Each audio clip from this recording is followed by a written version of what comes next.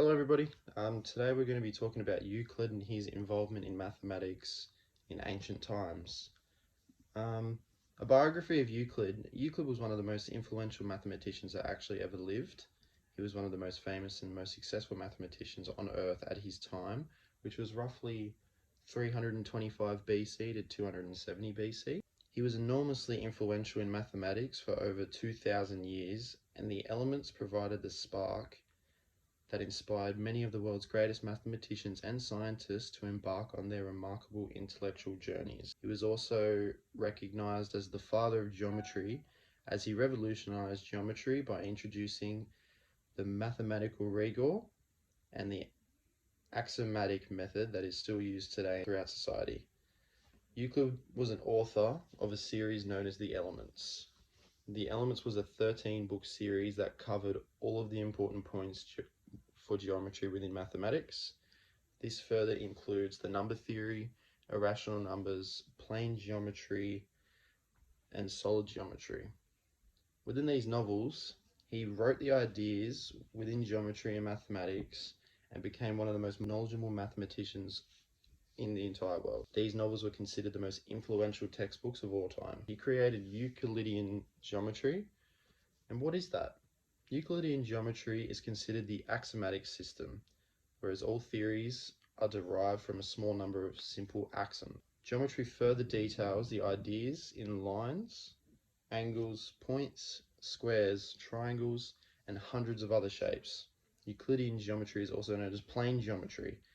This is what deals with the relationship between everything and how mathematics is used throughout everything that we do as humans in everyday life. Euclidean geometry is also basically introduced for flat surfaces or plane surfaces. And geometry is actually derived from the Greek word known as geo, which means earth, and metron, which means to measure. It is better explained as the shapes and geometrical figures and planes. This is geometry was employed by the Greek mathematician Euclid. I'll provide some examples of Euclidean geometry. The two most common examples that are used in Euclidean geometry are angles and circles. Angles are said to be in inclination of two straight lines, and a circle is a plane figure that has all its points at a constant distance, called the radius from the center. And there is also something known as we've got Euclidean geometry and we've also got non-Euclidean geometry. The difference between these two things is in the nature of the parallel lines. In Euclidean geometry, for a given point in line, there is exactly a single line that passes through the given points in the same plane and it never intersects. Whereas non-Euclidean is different from the Euclidean geometry.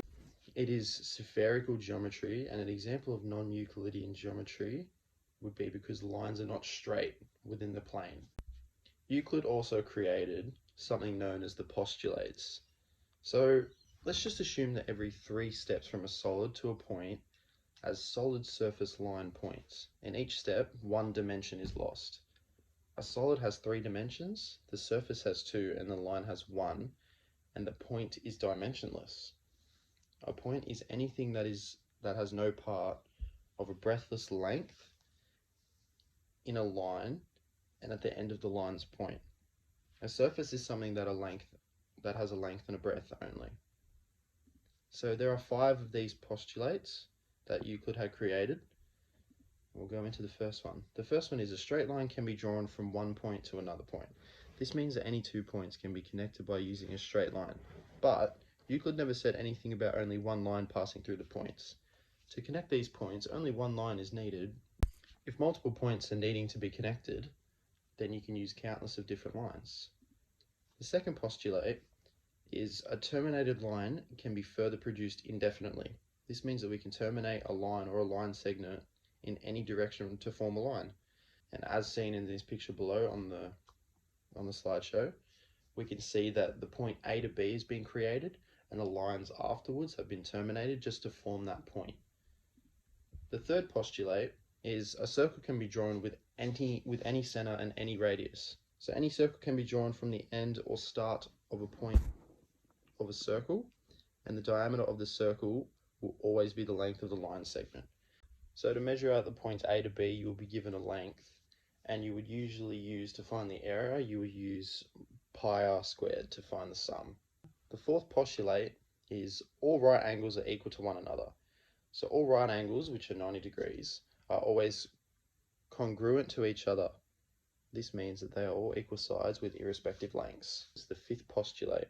If a straight line falling on two other straight lines makes an interior angle on the same side of its taken together less than two right angles, then the two straight lines, if produced indefinitely, meet on the side on which the sum of the angles is less than two right angles.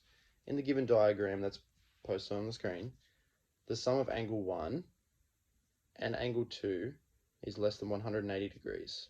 So lines N and M will meet on the side of angle 1 and 2. Thank you for listening to my presentation on Euclid and his postulates and his influence in mathematics.